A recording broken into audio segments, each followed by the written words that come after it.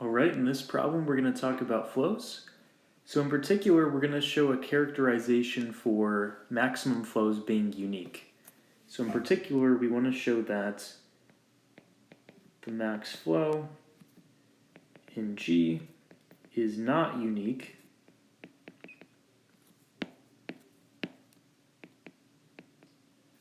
if and only if the residual with respect to this flow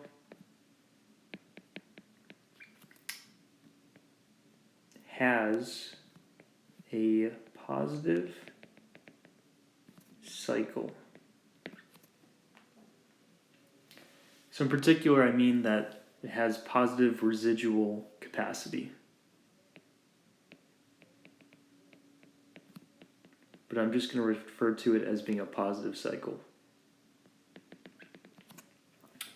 So this is what we want to prove. And in particular, you want to think about what the residual represents. So in the residual, we have forward edges and we have backward edges. So this one's a forward, this one's backward. And what this says is that in the original graph, we could send more flow. So we could send more down our edge u to v, whereas a back edge represents could remove flow from the edge u to v. So typically when you look at residual graphs, you're assuming that the original graph only had edges in one direction. So in other words, these backward edges don't actually exist in the graph. So we can assume they represent we're removing flow that was originally there. So that's what the residual is kind of representing. And so let's start by proving the, we're going to prove the converse by contradiction. So if we're going to prove that if the residual has a positive cycle, then the max flow is not unique. So we're not even going to do it by contrapositive, we'll just prove it. So we're going to assume there's a positive cycle. So let's say F is our max flow. And we're going to look at the residual with respect to F. So this is a graph, and we're going to assume it has some positive cycle. So let C be the cycle. So if it has a positive cycle, excluding, these trivial cycles, though those are actually totally fine too. If we have one of those, that makes it even easier. So what this is saying is we could remove flow from this cycle. If they're all back edges, it could be we're adding flow. If they're all forward edges, it could be a mix.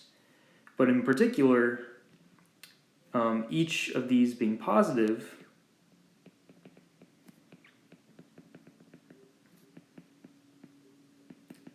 says that we could modify F so that we do the corresponding thing. So we could have F prime of an edge.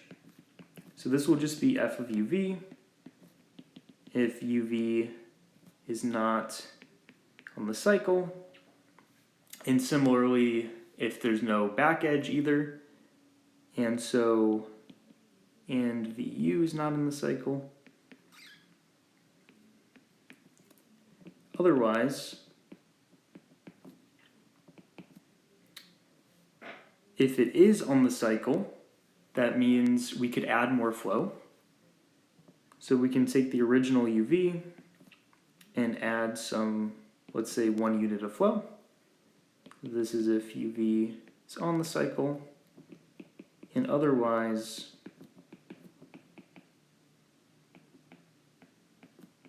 we remove flow if the reverse edge was on the cycle. So in particular, if we have a cycle, there'll be either all forward edges or all backward edges. So if we have a situation like this, that's kind of it's not really meaningful because we could add flow and remove flow from the same edge doesn't really make sense. So we know, excluding those, that the cycle will be all forward or all backward edges. And so what this comes down to is we have this cycle in our flow, and along the cycle we've removed or added, so let's just say without loss of generality, we added 1 unit to every single edge along this flow. So in particular, we have conservation will still hold because there's 1 unit going in extra, but there's also 1 unit going into that vertex extra, and so on. So conservation will still hold, and we haven't affected the value of the flow because we only changed the flow along this cycle, so it really doesn't change anything else. And we know it's a feasible flow, that it's still at least 0 and at most the capacities, because we had positive residual capacity. So that's just by definition of those. Thus, we could change this by small values depending on what the capacity actually was. So depending on what this capacity was, maybe they all had value x. For any value smaller than x and greater than 0, we could put that there. So we have a bunch of different flows built off of this original f. So in particular, there's no unique max flow. Okay? So in the other direction, we're going to start by assuming that we don't have a unique flow. So let's say we have f is a max flow, f prime are both max flows. And we want to construct a cycle. So we want to construct a cycle. Specifically, we'll look at g of f prime. All right? So, first thing we're going to define is a quantity delta. So we're going to let delta of uv equal f of uv minus f of uv prime. And this is essentially the difference between the flows.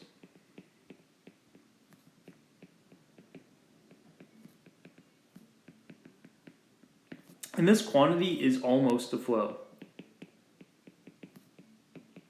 The only thing that could go wrong is it could be negative, possibly. It definitely will be less than the capacities because this is less than the capacity and we just subtracted something from it. And we're about to show it'll still satisfy conservation. So in particular, we want to show delta of u is 0. So where delta of u is going to be the sum of all the deltas in minus the sum of all the deltas out. So if we sum over all edges going into u of delta u and subtract the sum of all edges leaving u of delta uv, well, by definition, this is going to be the sum of all v entering u of f vu minus f prime vu minus the sum of all leaving edges of f uv minus f prime of uv. Then we can exchange terms and we'll get that this is the sum of v to u of f u to v, or f v to u,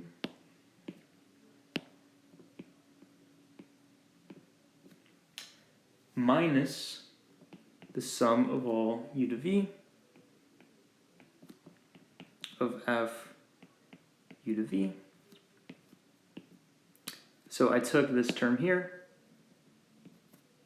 and this term here. and I just group those together. And we're going to do the same thing for this term and this term. So then this is being, if we add those, this is going to be minus the sum of all v to u of f prime v to u, and then minus the sum of all u to v f prime u to v.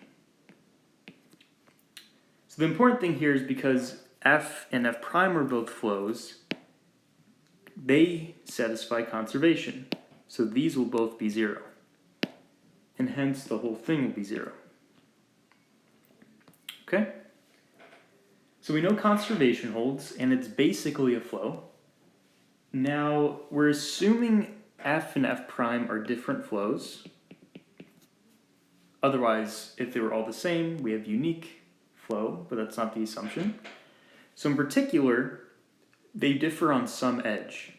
So there's some edge, which we'll call E naught, for which the change is not 0.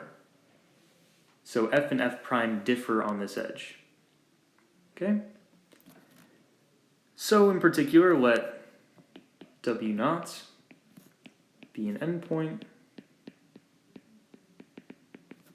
of E naught.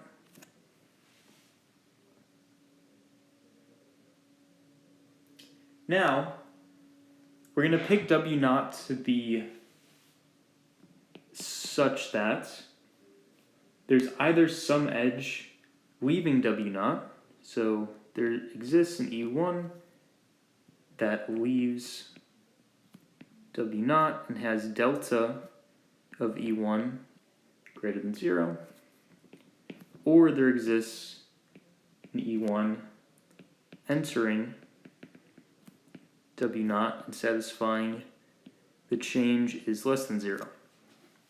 So this, of course, depends on whether this change was positive or negative. So if through E1, or through E0, we had a positive change, we had flow going through it, then because of conservation, we know there is this w naught, and because this change of E naught is greater than 0, and we know, because we just proved delta satisfies conservation, we have to have that amount of flow leaving as well. So there has to be this E1 for which the change is greater than 0 as well. On the other hand, it could be that it's negative, in which case we're going to consider the other endpoint. So now w naught is going to actually be this edge. So if this is less than 0, then we basically had something coming into it that was also less than 0. So you want to think of this as forward edges and backward edges. That's basically the idea that's happening. Now, of course, because of conservation, we can keep finding more w's, so then we have w1, and we just have a whole sequence of them, wk, satisfying these properties because the flow can't suddenly disappear if there is some non-zero amount going in. So in particular, we're going to have a cycle of them. So we have these w1 through k, and they form a cycle.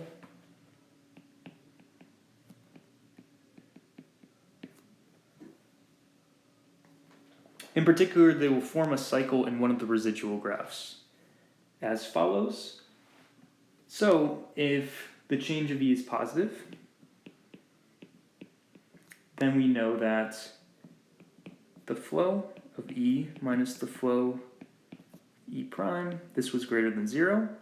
And if this is the case, that means that the capacity of this edge was greater than or equal to the flow of E.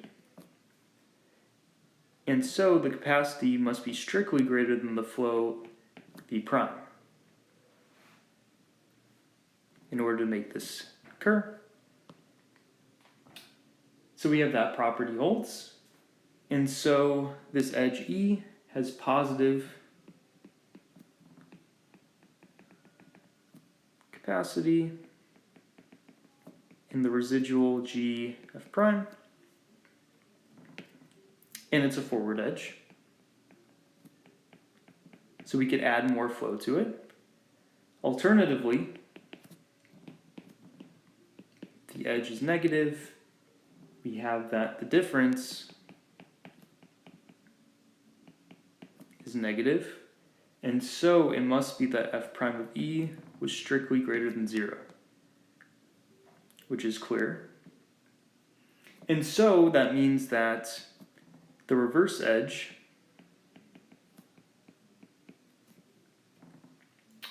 will have positive capacity.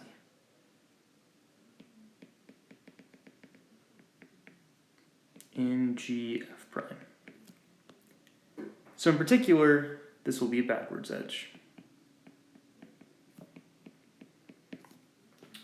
And again, because the way we structured this, we're always getting more positives or always getting more negatives. So just like in the first argument, we have a cycle. So in particular, we have all forward edges, and eventually we have to stop because the graph is finite, or we're going in the reverse directions. But either way, we have a cycle, each edge having positive capacity. And that's what we wanted to show. So this gives us our cycle C. Okay, so that proves this equivalence that we wanted to show here.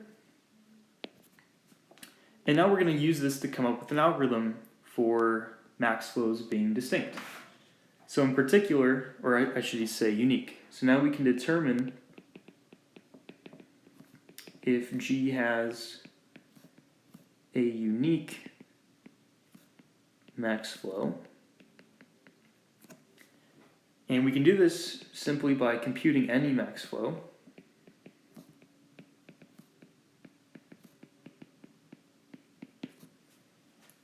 And we can do this using Orland's algorithm. You can use it Ford-Fulkerson, whatever you want.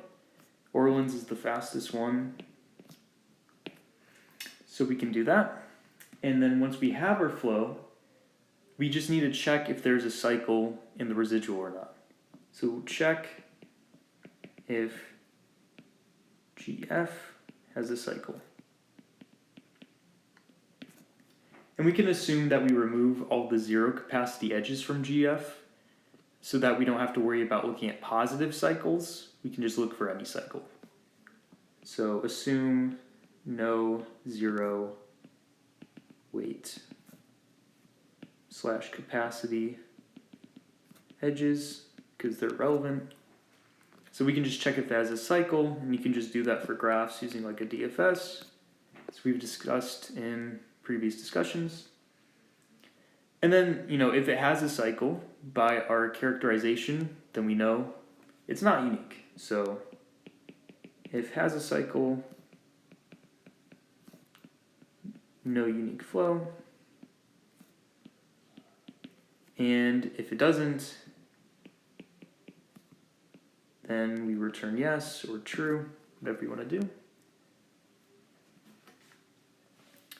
And that's the whole algorithm. So of course, the main running time is the time it takes to do the calculation of the max flow. So if we use Orland's algorithm, that will just be the total number of vertices times the total number of edges time. And then we also have time for DFS, a residual, which will have roughly the same number of edges and vertices. And of course the simple if statement. But overall, we just get O of VE, which is just the time for the max flow. But it's polynomial, and that's what we care about. And that's all we need to do.